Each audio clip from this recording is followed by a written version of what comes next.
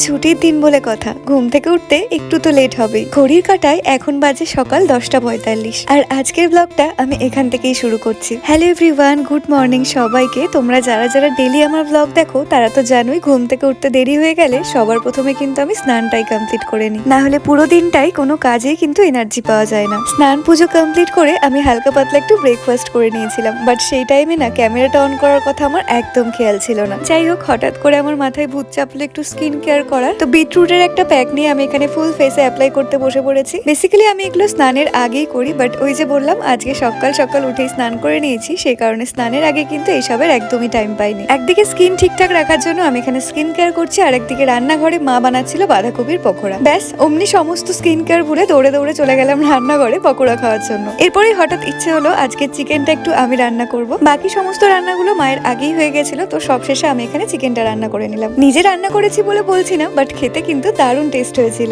এরপর ছটপট করে লাঞ্চ কমপ্লিট করে নিয়েছিলাম। দেন মায়ের সাথে বসে কিছুক্ষণ গল্প করার পর আমি চলে গিয়েছিলাম একটু এডিট করতে। আর এখানে দেখো শুয়ে শুয়ে এডিট করতে করতে আমি যে কখন ঘুমিয়ে পড়েছি আমি নিজেও বুঝতে পারিনি। সত্যি বলতে দুপুরে ভাত খাওয়ার পর এই যে ঘুমটা আসে না, এটার কিন্তু একটা আলাদাই শান্তি আছে। যদিও বা রোজ দিন আমার এই টাইমটায় ঘুমানোর সময় হয় না। টানা 2 ঘন্টা ঘুমানোর পর সন্ধ্যে 6টা নাগাদ মা চা এনে এখানে আমার ঘুম ভাঙালো। আজকের মতো ভিডিওটা এখানেই শেষ করছি।